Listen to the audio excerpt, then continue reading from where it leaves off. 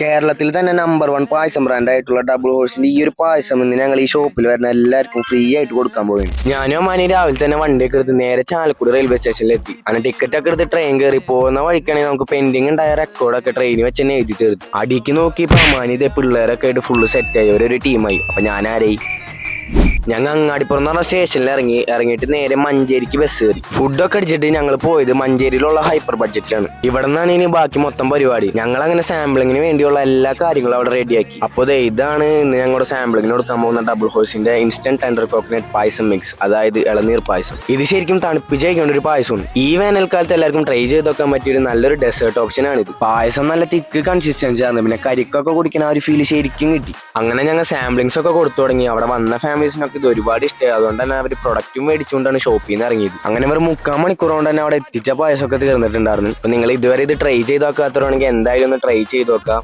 അപ്പൊ അടുത്തൊരു വീഡിയോ ആയിട്ട് വരാം. എല്ലാവരും അക്കൗണ്ടൊക്കെ ഒന്ന് ഫോളോ ചെയ്തിട്ടേക്ക്. അപ്പൊ അത്രേ ഉള്ളൂ.